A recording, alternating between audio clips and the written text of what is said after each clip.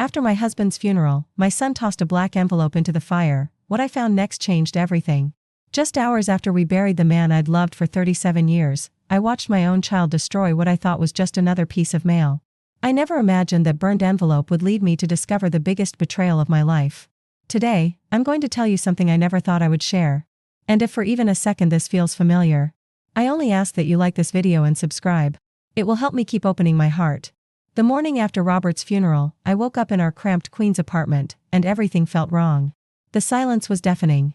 No more of Robert's morning coughing fits from his emphysema. No more sound of his slippers shuffling across our worn linoleum floor to make his instant coffee. Just me, alone, surrounded by the musty smell of old furniture and the faint scent of the lilacs I'd arranged in mason jars throughout our tiny living room. I sat on the edge of our bed, my bed now, wearing the same black dress I'd worn to the funeral. My hands shook as I tried to button my cardigan. The apartment felt smaller somehow, like the walls were pressing in on me. Through our thin walls, I could hear Mrs. Rodriguez next door playing her morning telenovelas, the dramatic music bleeding through the plaster. I shuffled to the kitchen, my arthritis making each step feel like walking on broken glass. The coffee maker was still set to make 2 cups, a habit I couldn't break yet. I poured myself a cup, leaving Robert's mug empty on the counter. The coffee tasted bitter, like everything else in my life. That's when I heard the front door open. Michael's heavy footsteps echoed through our small hallway. He didn't call out to check on me. He never did anymore. I heard him rummaging through Robert's desk in the living room, papers rustling, drawers slamming. "Mom," he called out, his voice sharp with impatience. "Where did Dad keep the insurance papers?" I walked into the living room, still clutching my coffee mug like a lifeline. Michael stood by the fireplace, his expensive suit wrinkled from the previous day. In his hand was a black envelope, sealed and thick. I'd never seen it before. "What's that, honey?" I asked, moving closer. Michael glanced at the envelope, then at me. Something flickered across his face, guilt, maybe? Or calculation. Without a word, he tossed the envelope into our fireplace, where the pilot light caught it immediately. "Just some old bills of Dad's," he said, watching the flames consume the black paper. "Nothing important." But I saw the way his jaw tightened. I saw how he couldn't meet my eyes. In that moment, standing in my living room with the smell of smoke filling the air, I felt a chill that had nothing to do with our broken heating system. "Michael, your father just died yesterday. Can't this wait?" He turned to me then, his eyes hard in a way that reminded me too much of his father when Robert was angry. "Mom, there are things that need to be handled. Business things. You wouldn't understand. You wouldn't understand." Those 4 words hit me like a slap. After 37 years of marriage, after keeping the books for Robert's small plumbing business, after managing every penny that came in and out of our household, my own son was telling me I wouldn't understand. I watched the last corner of that black envelope turn to ash. Something inside me shifted. A door that had been slowly closing for years finally slammed shut. "I see," I whispered, more to myself than to him. Michael gathered up a stack of papers from Robert's desk, stuffed them into his briefcase, and headed for the door. "I'll call you later, Mom.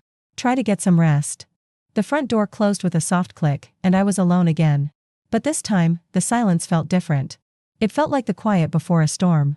I stared at the fireplace, at the gray ashes floating in the air. Whatever had been in that envelope, Michael didn't want me to see it. My own son, the boy I'd carried for 9 months, the child I'd sacrificed everything for, was keeping secrets from me. On the day after his father's funeral, I walked to the window and looked out at our street. Queens stretched out before me, a patchwork of small apartments and struggling families. Kids played in the narrow spaces between parked cars. Mrs. Chen was hanging laundry on her fire escape. Life was going on, as if my world hadn't just tilted off its axis. But I knew, standing there with the morning light streaming through my dirty windows, that something had changed forever. That black envelope, burning in my fireplace, had lit a different kind of fire inside me. Let me tell you about the life I'd been living. Let me tell you about the 37 years of sacrifice that had led me to this moment. I met Robert when I was 23, working as a waitress at a diner in Astoria. He was a plumber, 10 years older than me, with calloused hands and a crooked smile that made my heart skip beats. When he proposed, I thought I was the luckiest girl in Queens. We moved into this apartment when Michael was born. It was supposed to be temporary, just until Robert's business took off. That was 34 years ago. I gave up my dreams of becoming a teacher. Robert said we couldn't afford for me to go back to school, not with a baby and a business to support. So I took a job doing bookkeeping for small businesses in the neighborhood. The pay was terrible, but it was flexible, and I could still take care of Michael and help Robert with his paperwork. Every morning, I'd wake up at 5:30 to make Robert's lunch. I'd pack his tools, wash his work clothes, balance his books. Then I'd get Michael ready for school, walk him to the bus stop, and head to whatever office needed my help that day. In the evenings, I'd come home to cook dinner, help Michael with homework, and clean our tiny apartment until it sparkled. On weekends, I'd do the grocery shopping, the laundry, and catch up on Robert's business accounts. I never complained. I thought this was what love looked like: endless giving, endless sacrifice. When Michael was in high school, he got into trouble. Drinking, staying out late, failing classes. Robert wanted to kick him out, but I fought for my son. I tutored him myself, driving to his school for parent conferences, making excuses for his behavior. I used my own savings, money I'd been putting aside from my bookkeeping jobs, to pay for a private tutor. He just needs guidance, I told Robert. He's a good boy. He'll come around. And he did, eventually. Michael graduated, got into college, even started a small tech business after graduation. I was so proud. I thought all my sacrifices had been worth it. But as the years passed, I started to notice things. The way Michael would call only when he needed money. The way he'd roll his eyes when I offered advice. The way he'd cut our conversations short, always too busy for his old mother. When Robert got sick 3 years ago, everything got worse. The emphysema made him angry, bitter. He'd snap at me for things that weren't my fault. He'd sit in his chair all day, barking orders, complaining about everything I did. "Maria, this soup is too salty. Maria, why can't you keep the apartment quiet? I'm trying to rest. Maria, stop hovering. You're making me nervous." I'd bite my tongue and try harder. I'd make different soup, tiptoe around the apartment, give him space when he needed it. I thought patience was love. I thought endurance was devotion. Michael rarely visited during those years. "It's too depressing, Mom," he'd say when I'd ask him to come by. "Dad doesn't want to see me anyway." But I knew that wasn't true. Robert would sit by the window for hours, watching for Michael's car. He'd ask about him constantly. "Has my boy called? When is he coming to visit?" I'd make excuses for Michael. "He's busy with work, honey. You know how hard he's working to make something of himself." Inside, though, my heart was breaking. My husband was dying, and my son was nowhere to be found. But I kept playing the peacemaker, the bridge between them, always making excuses, always trying to hold our little family together. When Robert had his first heart attack last year, I called Michael from the hospital. He came, but he stayed for only an hour. He paced the hospital hallway like a caged animal, checking his phone constantly. "Mom, I have a meeting I can't miss," he said, kissing my forehead with lips that felt cold against my skin. "Call me if anything changes." I sat by Robert's bedside for 3 days straight. The nurses kept telling me to go home and rest, but I couldn't leave him. What if he woke up and I wasn't there? What if he needed me? On the third night, Robert opened his eyes and saw me there. His hand found mine, weak and trembling. "You're a good wife, Maria," he whispered. "Better than I deserved." Those might have been the kindest words he'd said to me in years. I squeezed his hand and tried not to cry. When he came home from the hospital, I turned our living room into a bedroom so he wouldn't have to climb the stairs. I bought a hospital bed, oxygen tanks, all the equipment he needed. I learned to give him his medications, to help him with his breathing treatments, to monitor his vital signs. I quit my bookkeeping jobs to take care of him full-time. We lived on his disability checks and my small savings. Money was tight, but I figured we'd manage. We always had before. Every morning, I'd help Robert get dressed, make him breakfast, set up his oxygen tank by the window where he could watch the street. I'd read him the newspaper, play his favorite radio shows, make sure he was comfortable. In the afternoons, I'd clean the apartment, do the shopping, call Michael to give him updates on his father's condition. Michael would listen politely but never offer to help. Never suggest visiting more often. Never ask what I needed. The nights were the hardest. Robert's breathing would get worse when he lay down. He'd wake up gasping, panicked, grasping at the air. I'd sit up with him, holding his hand, adjusting his pillows, running the humidifier until he could breathe easier. I was exhausted all the time. My back ached from lifting Robert, from sleeping in a chair beside his bed. My eyes burned from the constant worry, the sleepless nights. But I never complained. This was my husband, my responsibility, my cross to bear. Sometimes, in the darkest hours of the night, I'd wonder if this was all my life would ever be. Caretaking. Sacrifice. Endless giving with nothing coming back. But then I'd look at Robert's face, peaceful in sleep, and I'd push those selfish thoughts away. 6 months before Robert died, I noticed our savings were running low. The medical bills were piling up. The rent was 2 months behind. I mentioned it to Michael during one of our weekly phone calls. "Mom, I wish I could help, but my business is struggling right now," he said. His voice sounded strained, worried. "I'm actually thinking about taking out a loan to keep things afloat." My heart went out to him. My boy was working so hard, fighting to make his dreams come true. I couldn't burden him with our problems too. Don't worry about us, mi amor, I said. We'll figure something out. And we did. I sold my mother's jewelry, the only valuable things I owned. I took out a small loan against our apartment. I even went back to doing bookkeeping work from home, staying up late to finish accounts while Robert slept. Through all of this, I never once resented Robert or Michael. I thought this was what family meant, supporting each other through the hard times, sacrificing for the people you love. I thought my struggles were temporary, that things would get better eventually. But as I stood in my living room the morning after Robert's funeral, staring at the ashes of that black envelope, I started to wonder if I'd been living a lie. If the family I'd sacrificed everything for had been sacrificing me in return. Do you know that feeling? When you suddenly see your life from the outside, like watching a movie of someone else's story? That's what happened to me that morning. I saw a tired old woman who'd given everything and gotten crumbs in return. I saw a wife who'd never been appreciated, a mother who'd raised a son who couldn't be bothered to visit his dying father. I saw myself clearly for the first time in years, and I didn't like what I saw. The phone rang, jarring me out of my thoughts. It was Mrs. Delgado from next door. Maria, mi amor, how are you holding up? Her warm voice filled my kitchen. Carmen Delgado had moved in next door 2 years ago, a widow herself. She was from Puerto Rico originally, but she'd been in New York for 40 years.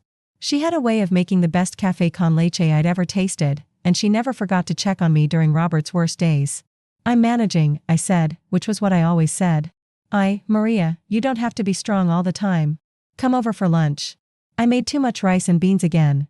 I almost said no, like I usually did. Robert had never liked me spending time with the neighbors. He said it was a waste of time, gossiping with women who had nothing better to do. But Robert wasn't here anymore. Okay, I heard myself say. Give me a few minutes to change. Carmen's apartment was exactly like mine, but it felt completely different.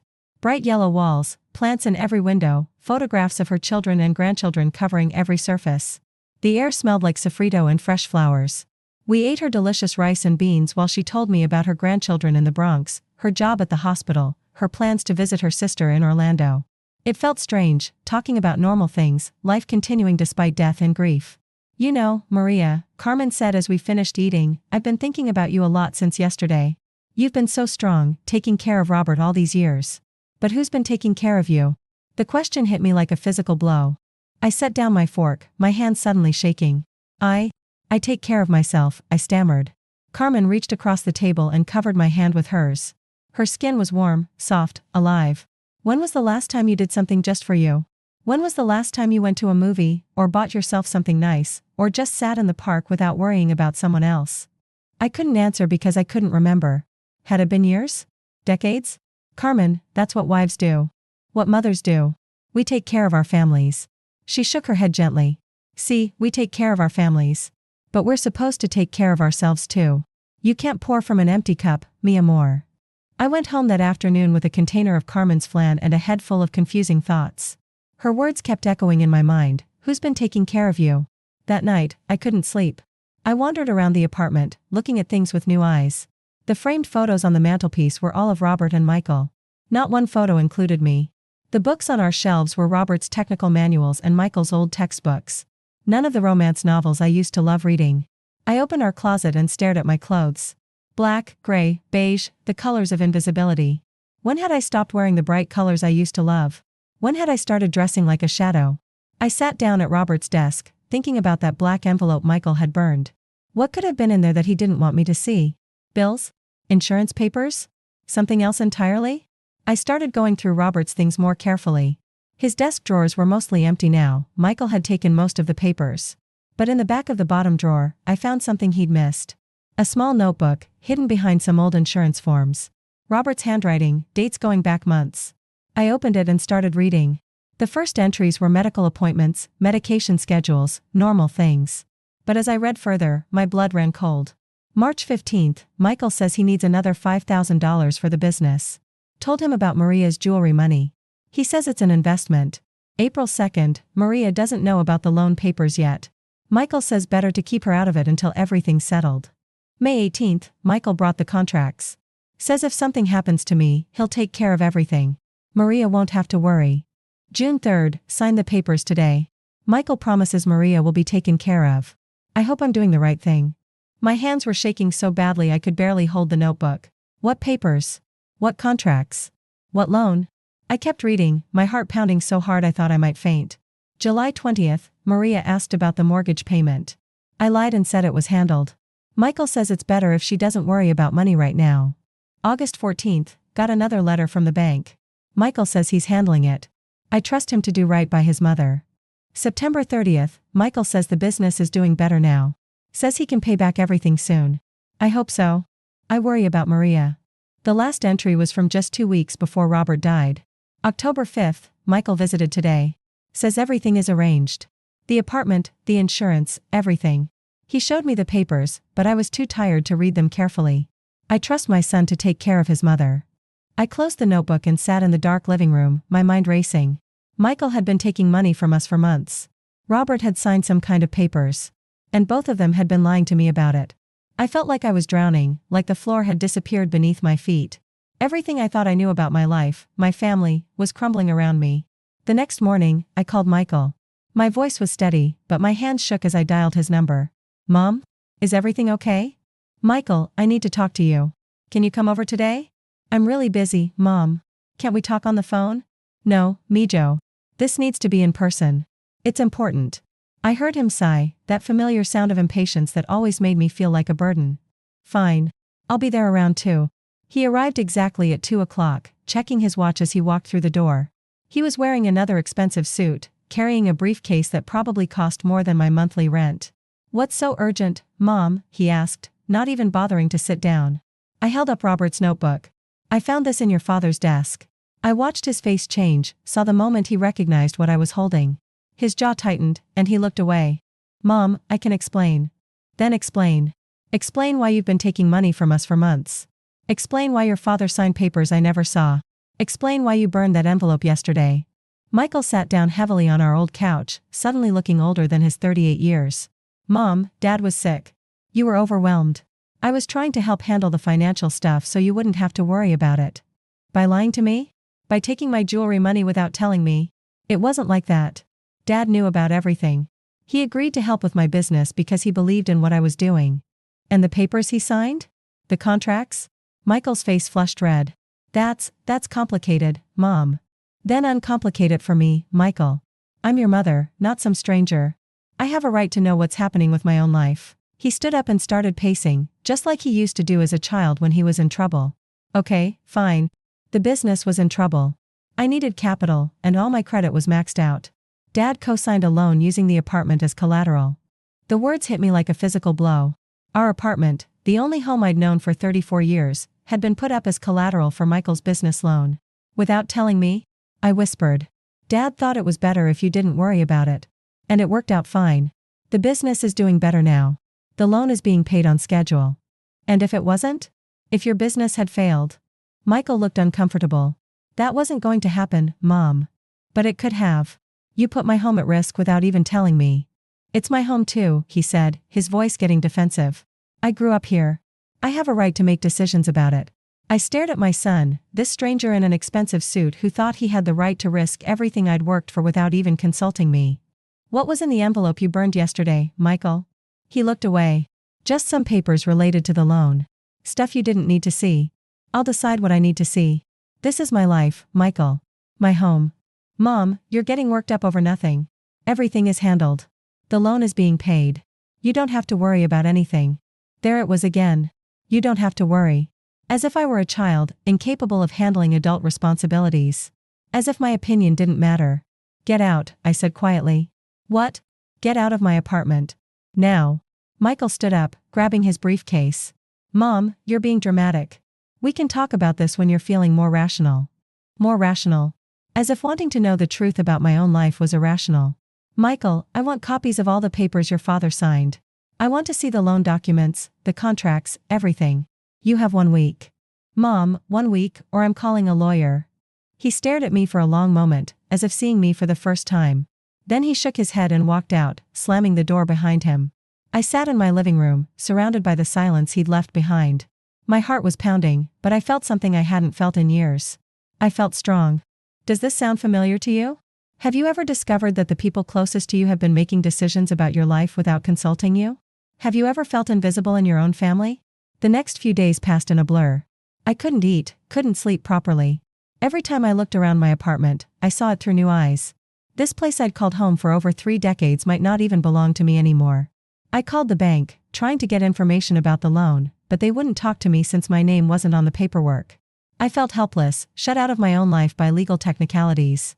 Carmen knocked on my door Wednesday evening, carrying a pot of sancocho and a bottle of wine. "You look terrible, mi amor," she said, pushing her way into my kitchen. "When was the last time you ate a real meal?" I couldn't remember. I'd been surviving on coffee and the occasional piece of toast. "Talk to me, Maria. What's happening?" And so I told her. Everything. Robert's notebook, the loan, the burnt envelope, Michael's lies. Carmen listened without interruption, her face growing more serious with every word. "Ay, Dios mío," she said when I finished. "That boy has some nerve. Carmen, what if I lose the apartment? I don't have anywhere else to go. I don't have any money saved." Carmen reached across the table and took my hands. "Listen to me, Maria. You're not going to lose your home. And even if you did, you wouldn't be alone. You have people who care about you." "I gave him everything," I whispered. "I sacrificed my whole life for that boy, and this is how he repays me." "See, you gave him everything. But you know what I think? I think you gave him too much. You made it too easy for him to take advantage of you." Her words stung because they were true. I had made it easy. I'd trained Michael from childhood that my needs didn't matter, that his wants always came first. "But he's my son, Carmen. I love him." "Of course you love him. But love doesn't mean letting someone walk all over you. Love means teaching them to be better people." That weekend, Michael called. His voice was different, harder, more formal. "Mom, I've been thinking about our conversation. I think you're making this more complicated than it needs to be. Did you get the papers I asked for? I talked to a lawyer, and he says it's better if you don't get involved in the financial details. Too much information might just confuse you and make you worry unnecessarily. Too much information might confuse me. As if I were a child or mentally incompetent." "Michael," I said, my voice steady despite the anger boiling inside me, "I kept the books for your father's business for 15 years. I managed every penny that came in and out of this household. I think I can handle seeing some loan documents." "Mom, these are complex business contracts. They're not like the simple bookkeeping you used to do." Simple bookkeeping. 15 years of managing a small business reduced to simple bookkeeping. "I want to see the papers, Michael. All of them. And I'm telling you that's not necessary. Everything is being handled properly."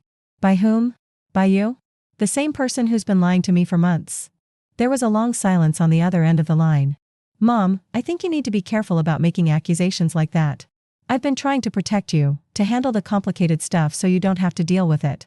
I never asked you to protect me from the truth about my own life." "Fine," he said, his voice cold now. "If you want to make this difficult, that's your choice. But don't blame me when you get overwhelmed by information you can't understand." He hung up on me. My own son hung up on me. I sat there holding the phone, feeling more alone than I'd ever felt in my life. But underneath the loneliness was something else, a growing anger that felt like a fire in my chest. That night, I called a legal aid office that Carmen had recommended.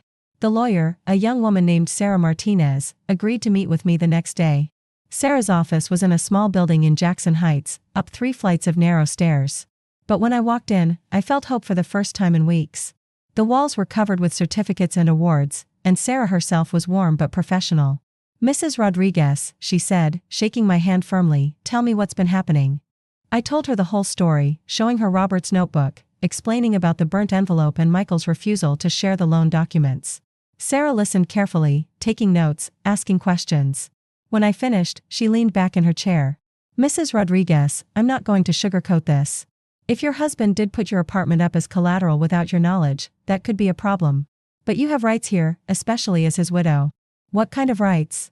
"For starters, you have the right to see any documents that affect your property. And if your son is refusing to provide those documents, we can compel him to do so legally." I felt a surge of hope. "You can do that?" "Absolutely." "And Mrs. Rodriguez? What your son did, taking money from you under false pretenses, making financial decisions without your knowledge, that's not okay. You don't have to tolerate being treated that way, even by your own child." Hearing someone else say it made me feel less crazy. I wasn't being irrational or dramatic. I was being treated badly, and I had every right to be upset about it. Sarah explained my options. We could send Michael a formal legal letter demanding the documents. We could investigate the loan to see if proper procedures had been followed.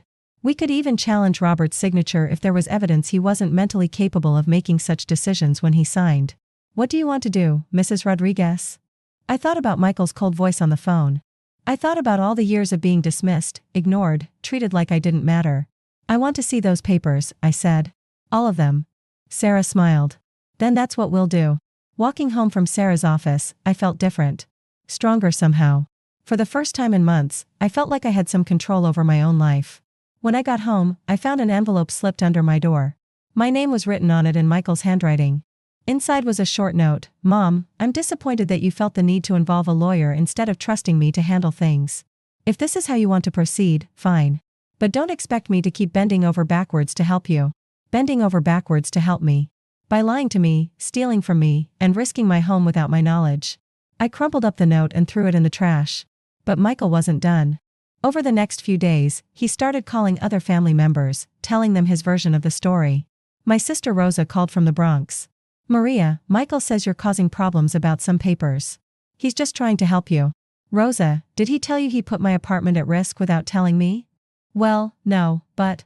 Maria, he's your son. He wouldn't do anything to hurt you. My niece Elena called next. Tia Maria, Michael is really upset. He says you don't trust him, and now you're threatening him with lawyers. Elena, I'm not threatening anyone. I just want to see documents about my own home.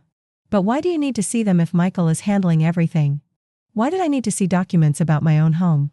The fact that my own family was asking me this question told me everything I needed to know about how they saw me. The calls kept coming. Michael's wife, Lisa, called to tell me how hurt Michael was. My old friend from church called to say she was praying for our family during this difficult time. Even Robert's brother called from Florida to tell me I was being too hard on Michael. The boy is just trying to help, Maria. Robert would want you to trust your son. Everyone had an opinion about what I should do. Everyone thought I should just trust Michael, just let him handle everything, just be grateful for his help. No one seemed to think I had the right to know the truth about my own life. By Thursday of that week, I was starting to doubt myself. Maybe I was being unreasonable. Maybe I should just trust that Michael knew what was best. Then Carmen came over with coffee and pastries. You look like hell, mi amor, she said, settling into my kitchen chair. What's been happening? I told her about the phone calls, the family pressure, the doubts creeping into my mind. Carmen listened, her face getting more and more serious. Maria, let me ask you something. If one of your neighbors came to you and told you this same story, that her son had been lying to her about money, that he'd put her home at risk without telling her, that he was refusing to let her see the documents, what would you tell her to do? I thought about it. I'd tell her to demand the truth. I'd tell her she had every right to know what was happening with her own property. Exacto. So why is it different when it's your story? Because he's my son, and everyone thinks I should trust him. Maria, trust is earned. And your son has been lying to you for months. He hasn't earned your trust. She was right. I knew she was right. But it's hard to fight against a lifetime of putting everyone else's needs before your own. Friday afternoon, Sarah called. Mrs. Rodriguez, I sent the formal letter to your son yesterday. He has 10 days to respond with the documents we requested. What if he doesn't respond? Then we take the next step. But Mrs. Rodriguez, I want you to be prepared. This might get unpleasant before it gets better. Your son isn't going to like being forced to show his hand. That evening, Michael showed up at my door. He didn't knock, he used his key, walking into my apartment like he owned it. Which, I was beginning to realize, maybe he thought he did. Mom, we need to talk. He looked angry, angrier than I'd ever seen him. His face was flushed, and his expensive suit was wrinkled. I got a letter from your lawyer today, he said, waving a piece of paper at me. You're demanding to see private business documents? Seriously? Those documents affect my home, Michael. I have a right to see them. You have a right? He laughed, but it wasn't a happy sound. Mom, I've been busting my ass to take care of you. I've been managing Dad's estate, handling all the complicated financial stuff, and this is the thanks I get. I never asked you to handle anything without telling me about it. Michael threw his hands up in frustration. This is exactly what I was trying to avoid. You getting all worked up and confused about things you don't understand. Stop telling me I don't understand. I'm not stupid, Michael. I never said you were stupid. But you're not a businesswoman, Mom. You don't understand how these things work. I stood up from my chair, something fierce and angry rising up in my chest. I understand that you lied to me. I understand that you took my money without asking. I understand that you put my home at risk without my knowledge. Those things aren't complicated, Michael. They're wrong. Michael stared at me for a moment, as if he was seeing me for the first time. You know what, Mom? Maybe I should have just let you handle everything yourself. Maybe I should have let you deal with Dad's medical bills, and the mortgage company, and all the collection agencies calling every day. Collection agencies? Michael's face went pale. He'd said too much. What collection agencies, Michael? He sat down heavily on my couch, putting his head in his hands. Mom, Dad's medical bills were huge. The insurance didn't cover everything. And with you not working, the mortgage payments got behind.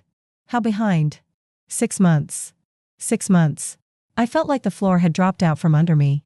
We're 6 months behind on the mortgage, and you didn't tell me? I was handling it. I used the money from Dad's life insurance to catch up on some of the payments, and my business loan covered the rest. Life insurance? What life insurance? Michael looked up at me, and I saw something in his eyes I'd never seen before. Guilt. Real, honest guilt. Dad had a small life insurance policy through his union. $25,000. And you used it to pay bills without telling me? Mom, you were grieving. You were overwhelmed. I was trying to protect you. By stealing from me? I didn't steal anything. I used the money to save your house. My house that you put at risk in the first place by using it as collateral for your business loan.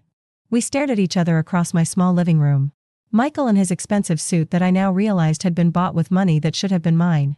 Me in my old house dress, finally seeing my son clearly for the first time. Michael, I said quietly, I want you to leave. And I want you to give me back my key. Mom, give me my key, Michael. He pulled the key off his keychain and set it on my coffee table. At the door, he turned back. Mom, I know you're angry right now, but I hope someday you'll understand that everything I did was for your own good. For my own good. The words that every manipulator uses when they've been caught. After he left, I sat in my living room and cried. Not the quiet tears I'd been crying since Robert died, but big, ugly sobs that came from somewhere deep in my chest. I cried for the $25,000 I'd never even known existed. I cried for the years of sacrifice that had led to this betrayal. I cried for the son I thought I'd raised, who had turned into a stranger willing to lie to his own mother. But underneath the sadness, something else was growing. Anger. Pure, righteous anger. I was done being protected. Done being handled. Done being lied to for my own good. That weekend, I did something I hadn't done in years. I went shopping for myself. I took the subway to Manhattan, something I hadn't done since Robert got sick. I walked through the stores in Soho, looking at clothes, jewelry, books. I bought myself a dress, bright red, the color of courage Carmen had said I needed. I bought a new purse, real leather instead of the vinyl ones I'd been carrying for years. I bought a novel, a romance with a happy ending. I even bought myself a small bottle of perfume, something light and floral that made me think of spring. On the way home, I stopped at a small cafe and ordered a cappuccino and a piece of chocolate cake.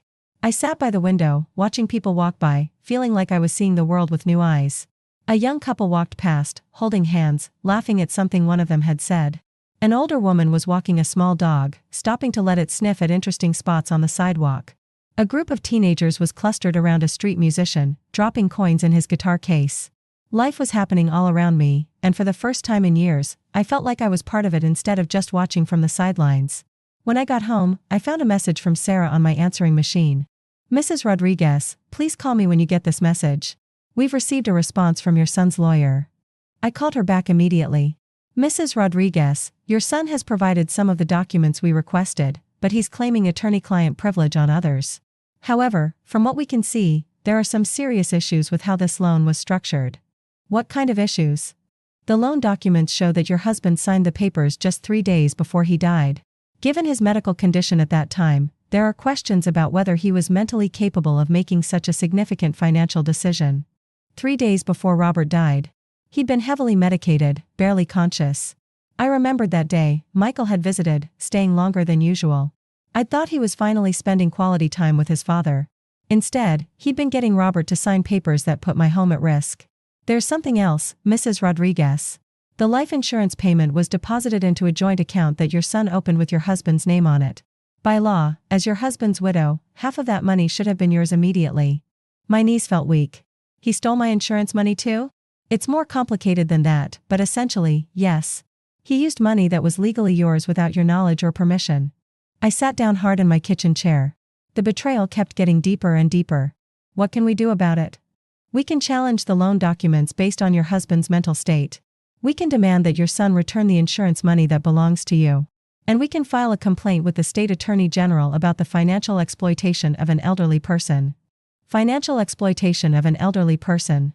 The words hit me like a slap. That's what I was, an elderly person who had been financially exploited by her own son. Mrs. Rodriguez, I need you to understand something. If we proceed with this, it's going to get difficult. Your son is going to fight back. He might try to make you look unstable or incompetent. Are you prepared for that? I thought about Michael's cold voice, his dismissive attitude, his willingness to lie to me for months. I thought about all the family members who'd called to tell me I should just trust him. Yes, I said. I'm prepared. But I wasn't, really. Nothing could have prepared me for what came next. 2 days later, I received a certified letter from a law firm in Manhattan. Inside was a legal petition asking the court to declare me mentally incompetent and to appoint Michael as my legal guardian. The papers claimed that I was suffering from dementia, that I was making irrational decisions, that I was being influenced by predatory lawyers who were taking advantage of my grief and confusion. I read the petition 3 times before I could fully comprehend what was happening. My own son was trying to have me declared mentally incompetent so he could take complete control of my life. The evidence he cited was laughable if it hadn't been so cruel. He claimed that I was forgetting to pay bills, the same bills he'd been secretly managing without telling me. He said I was making poor financial decisions, referring to my decision to hire a lawyer to find out the truth. He even claimed that I was showing signs of paranoid delusions, because I suspected that he'd been lying to me, which he had been. But the most devastating part was the character references he'd included. Letters from family members, friends, even my old parish priest, all expressing concern about my mental state, all suggesting that maybe it would be best if Michael took over my affairs. They'd all been lied to, of course. Michael had told them his version of events, painting me as a confused old woman who was making trouble for her devoted son. And they'd all believed him. I called Sarah immediately. Mrs. Rodriguez, I was just about to call you. We need to meet as soon as possible. An hour later, I was sitting in her office again, the competency petition spread out on her desk between us. This is a serious escalation, Sarah said. Your son is essentially asking the court to declare you legally incapable of making your own decisions. But I'm not incompetent. There's nothing wrong with my mind. I know that, and you know that. But we're going to have to prove it. Which means you'll need to undergo a psychological evaluation. The thought of being examined by doctors, of having to prove my sanity to strangers, felt humiliating. But what choice did I have? Sarah, if he wins, what happens to me? If the court declares you incompetent, Michael would become your legal guardian. He would have control over your finances, your medical decisions, where you live, everything. You would essentially lose all your legal rights as an adult. I felt like I was suffocating. My own son was trying to take away my basic human rights, and he was using my love for him as a weapon against me. But there's something else we need to discuss, Mrs. Rodriguez. Filing this petition was a mistake on your son's part. It shows a pattern of controlling behavior that actually supports our case against him. What do you mean? Think about it. When you asked questions about your finances, instead of providing answers, he's trying to have you declared incompetent. That's not the behavior of someone who's been acting in your best interests. Over the next few weeks, I underwent a series of evaluations. Memory tests, psychological assessments, interviews with social workers. It was exhausting and humiliating, but I was determined to prove that there was nothing wrong with my mind. Meanwhile, Sarah was building our case. She interviewed Carmen, who testified about my clear thinking and rational behavior. She got medical records showing that I'd been the primary caregiver for Robert, managing complex medical schedules and treatments. She even found the bookkeeper who used to work with me, who testified about my financial skills and attention to detail. But the hardest part was the family division. Rosa stopped speaking to me entirely. My nieces and nephews were confused, caught between Michael's version of events and my insistence on the truth. Some of Robert's relatives took Michael's side, believing that a son would never try to harm his own mother. Only Carmen stood by me completely.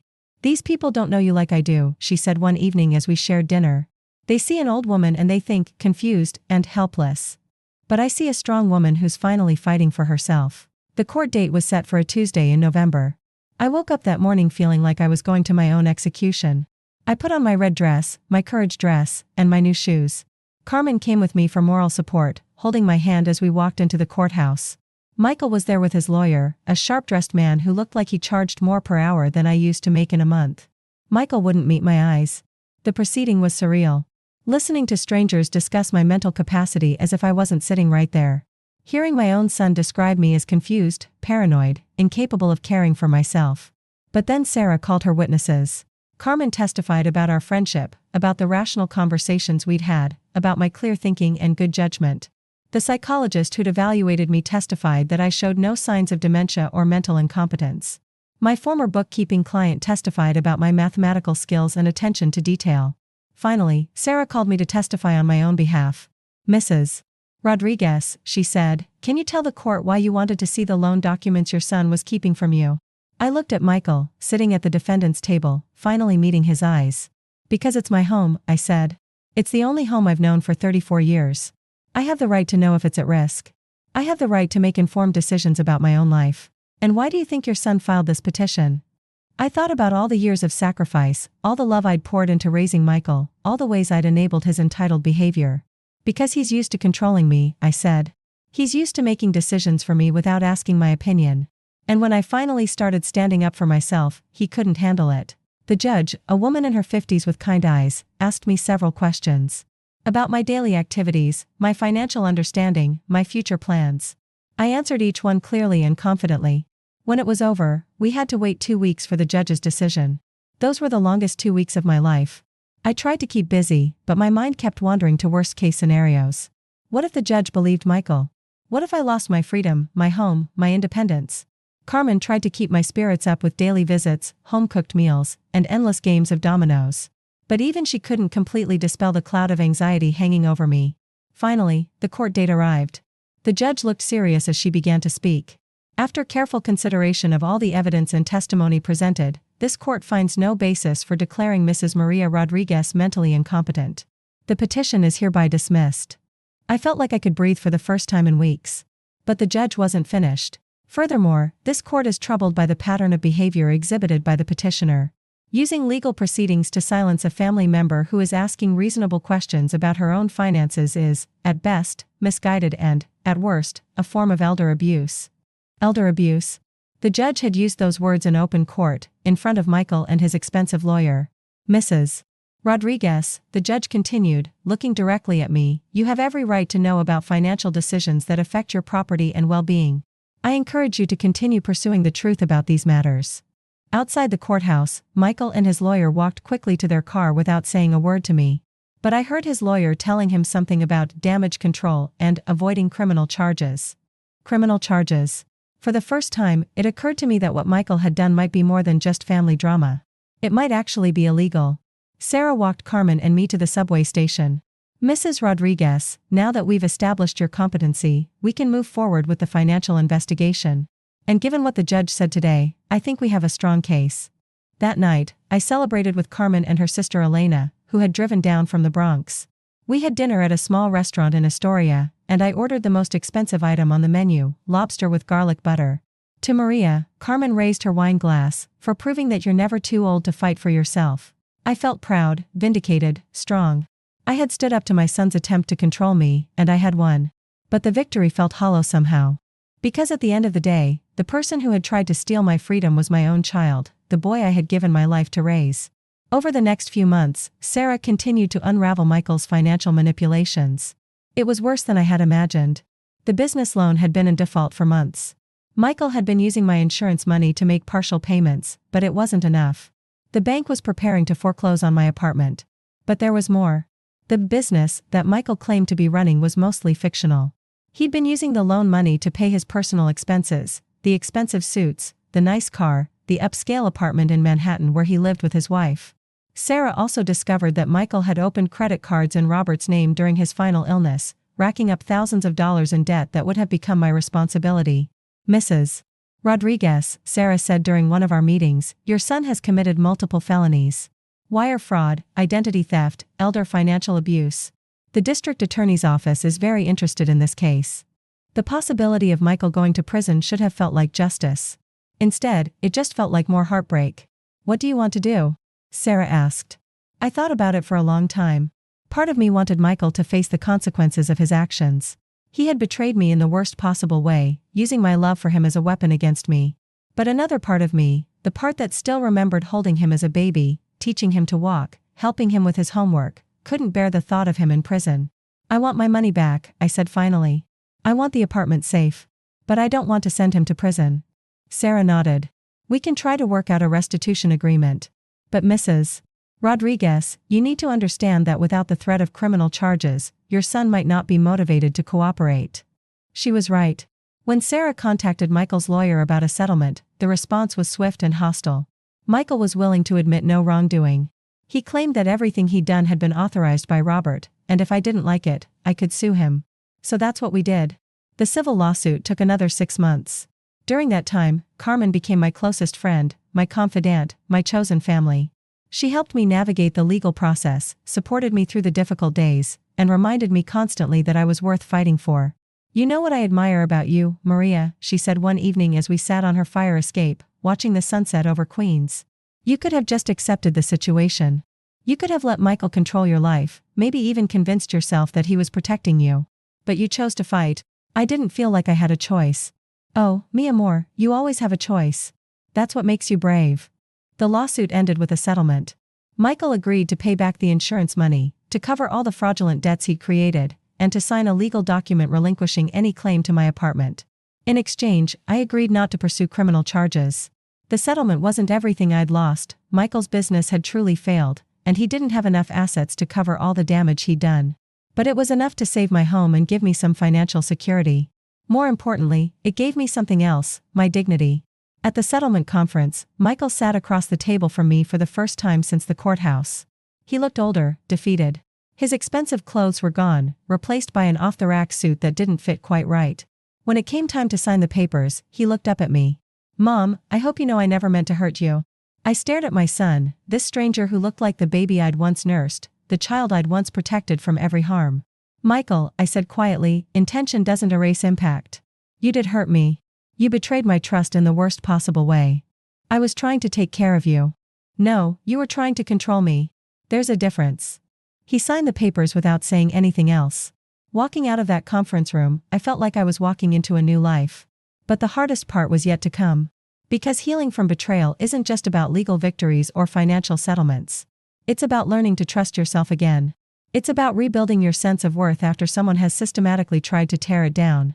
The first few months after the settlement were difficult. I was free from Michael's financial manipulation, but I was also completely cut off from him and most of our extended family. The lawsuit had divided everyone, and most of them had chosen his side. I spent a lot of time alone, questioning everything. Had I been too harsh? Had I destroyed my family over money? Should I have just trusted that Michael would eventually make things right? But every time I started to doubt myself, I would remember the black envelope burning in my fireplace. The lies. The manipulation. The attempt to have me declared incompetent when I asked questions. And I would remember Carmen's words, "You always have a choice." I had chosen myself, maybe for the first time in my adult life. And slowly, that choice started to feel less like a betrayal and more like a liberation. I started taking classes at the community center. First computer classes, learning to use email and the internet. Then a painting class, rediscovering a love of art I'd abandoned decades ago. I made new friends, other women my age who had their own stories of reinvention. We went to museums together, tried new restaurants, took day trips to places I'd never seen despite living in New York for 40 years. I started dating, something that would have been unthinkable a year before. Nothing serious, just coffee dates and dinner with gentle men who treated me with respect and kindness. It felt strange at first, being valued for who I was rather than what I could do for others.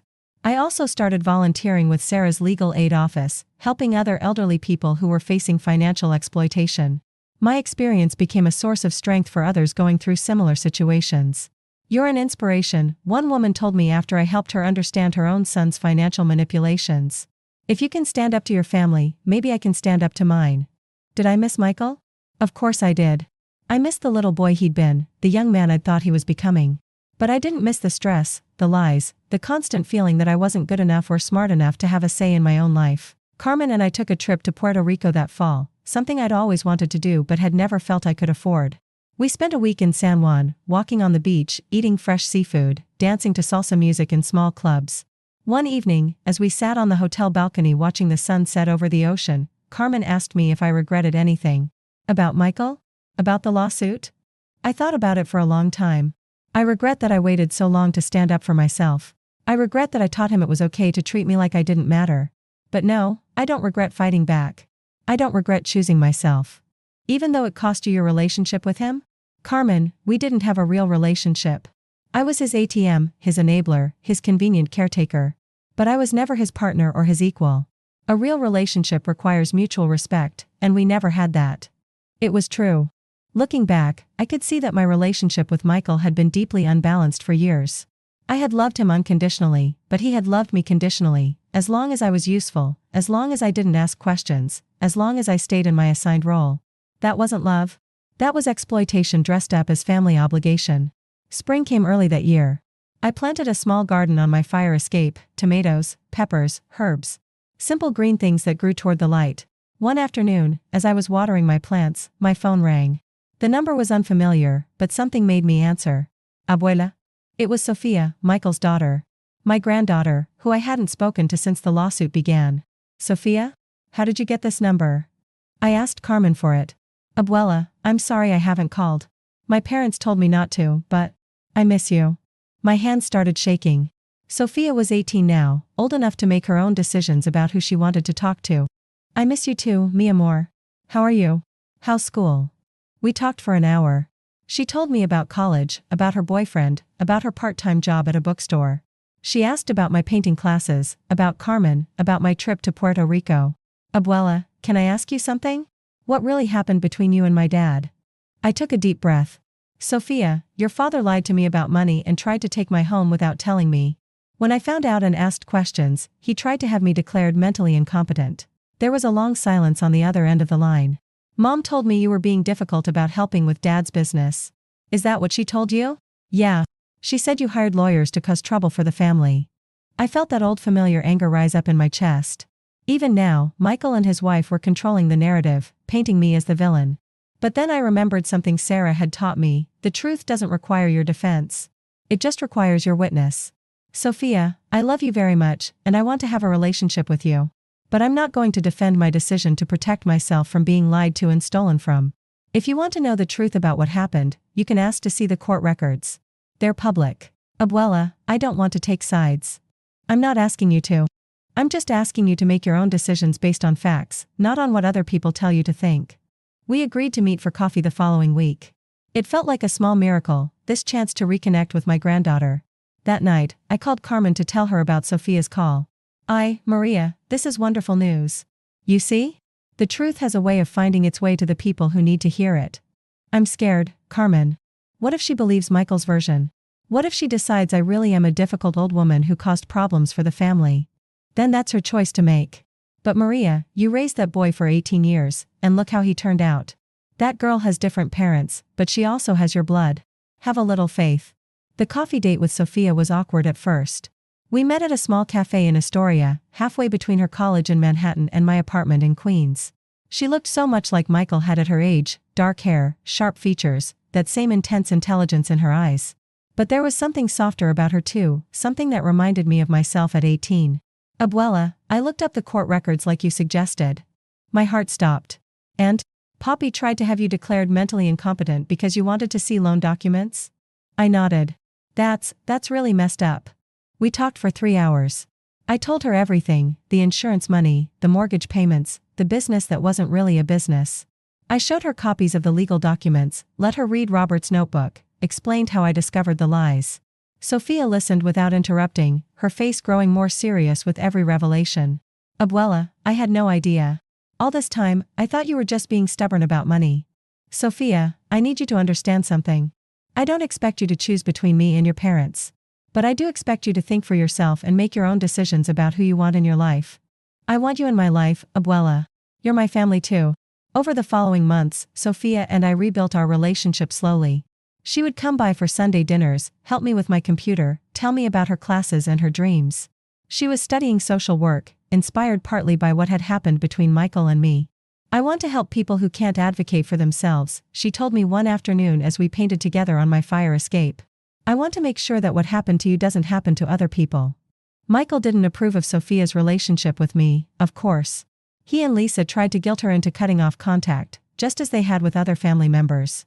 But Sophia was 18, and she was stronger than I had been at her age. Poppy, I love you, but Abuela is my grandmother. She didn't do anything wrong by protecting herself from being lied to. The conversation didn't go well, according to Sophia. Michael accused her of being brainwashed by me, of choosing money over family loyalty. I told him that he was the one who chose money over family loyalty, Sophia said. I told him that stealing from your own mother is not love. I was so proud of her in that moment. This young woman who had found the courage to stand up to her father, to think for herself, to choose love over manipulation. It gave me hope for the future. So did other small signs of change. Rosa, my sister, started calling again after almost 2 years of silence. She didn't apologize exactly, but she started asking about my life, my health, my happiness. "You look good, Maria," she said during one of our phone conversations. "You sound stronger." "I feel stronger, Rosa. I feel like myself again." Some of Robert's relatives began reaching out too. Not to take sides, but to maintain connection. They invited me to family gatherings, asked about my painting, treated me like a person instead of just Michael's difficult mother. But the most important change was in how I saw myself. For so many years, I had defined myself through my relationships with others. I was Robert's wife, Michael's mother, someone's caregiver or helper or supporter. I had no independent identity, no sense of my own worth outside of what I could do for other people. Now, at 71 years old, I was discovering who Maria Rodriguez actually was when she wasn't busy being everything to everyone. I was a woman who loved art, who had a talent for watercolor landscapes. I was someone who made friends easily, who had a gift for listening and offering comfort. I was a person with opinions and preferences and dreams of my own. I was someone worth knowing, worth respecting, worth loving for who I was rather than what I could provide. It had taken me 7 decades to figure that out. But better late than never. Carmen and I were planning another trip, this time to Spain, to see flamenco dancers and visit art museums. I was taking advanced painting classes and thinking about having a small art show at the community center. Sophia was bringing her boyfriend to meet me next week, a young man who studied engineering and wrote poetry in his spare time. I had plans, dreams, a future that belonged to me. 1 year after the settlement, I received an unexpected phone call. It was from Michael. "Mom, I've been thinking about you a lot lately." His voice sounded different, quieter, less certain than I remembered. "How are you, Michael?" I'm struggling, honestly. The business really did fail completely. Lisa and I are getting divorced. I moved back to Queens, to a small apartment not far from where you live." I felt a familiar tug in my chest, the old instinct to fix, to help, to make everything better for my child. "I'm sorry to hear that, Michael." "Mom, I know I hurt you. I know I made mistakes. Big mistakes. And I know saying sorry doesn't fix anything, but I am sorry." I sat in my kitchen, holding the phone, looking out at my little garden on the fire escape. The tomatoes were getting ripe, the peppers were growing strong. "Michael, I accept your apology. But I need you to understand that sorry isn't enough to rebuild trust.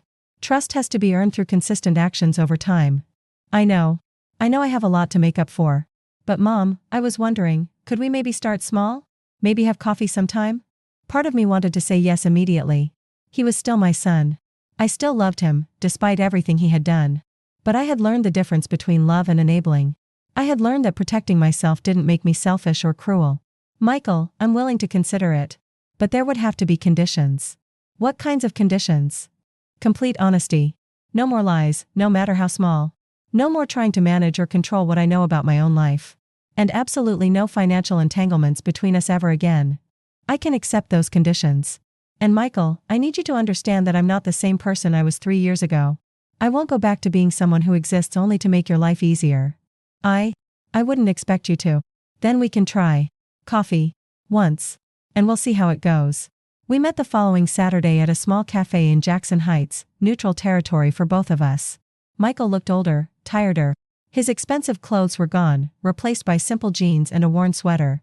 But there was something different in his eyes too, a humility that hadn't been there before. "Mom, I know this might sound weird, but you look really good." "Happy." "I am happy, Michael. It took me a long time to get here, but I am." We talked for an hour. He told me about the business failure, about his divorce, about the therapy he'd started to understand why he had treated me so badly. "The therapist says I learned to see you as a resource instead of as a person," he said, staring into his coffee cup. "She says that's why I felt entitled to your money, your time, your whole life. Because I never really thought of you as having needs and wants of your own." It was painful to hear, but it was also honest in a way Michael had never been before. "What changed?" I asked. "Losing everything. Having nobody left who would enable my behavior. Having to face the fact that I'd destroyed my relationship with the person who loved me most in the world." "Michael, I do love you. I always will. But love doesn't mean accepting treatment that hurts me. I know that now. I know that what I did wasn't love. It was selfishness disguised as protection." We agreed to meet again in a month. Then again after that. Slowly, carefully, we began to rebuild some kind of relationship. It wasn't the same as before. It couldn't be. Too much damage had been done, too much trust had been broken. But it was something new, a relationship between two adults who were finally honest with each other. Michael started coming to family dinners occasionally, sitting at my small kitchen table with Sophia and Carmen and whoever else I'd invited. He was quieter now, more thoughtful. He asked about my painting, my classes, my trips. He listened when I talked about my volunteer work with elderly people facing financial abuse. One evening, after everyone else had gone home, he helped me clean up the dishes. "Mom, can I ask you something? Do you think you'll ever be able to fully forgive me?" I thought about his question as I dried the last of the wine glasses. "Michael, I forgive you for being young and selfish and not knowing better. But I don't forgive the lies, the manipulation, the attempt to have me declared incompetent. Those things were choices you made as an adult, and they caused real damage that can't be undone. So we can never go back to the way things were?"